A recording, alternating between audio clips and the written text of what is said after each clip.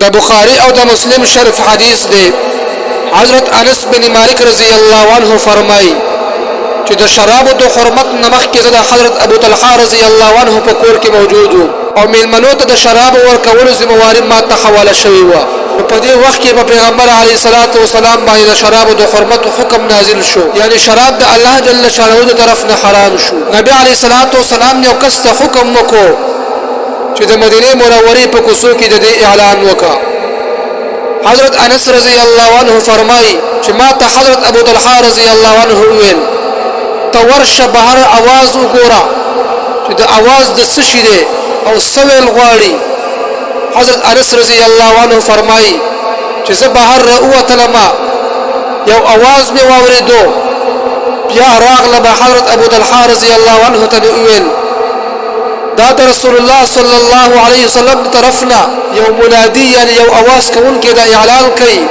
الا ان الخمر قد حرمت، اے خلق خبردار بشک شراب حرام کړل شو. حضرت انس رضی الله عنه فرمایي چې ما ته ابو طلحه رضی الله عنه ویل اذهب فاحرقها، لاړ شه او دا ټول شراب واړوه. حضرت انس رضی الله عنه فرمایي چې صحابه کرامو د دې حکم اوریدلو سره رستو په دې باندې داسې اهتمام سره عمل وکړو چې ټول شراب واړول. عزتمند الله جل شانه چې صحابه کرامو ته دومره لوی عزت ورکړی وو، نو دا ځکه چې دوی د نبی علیه الصلاۃ والسلام د حکم اوریدلو نه رستو په هغې باندې عمل کولو. یو صحابي هم دا سوچ نه و کړی چې خیر وس به شراب وڅښه به،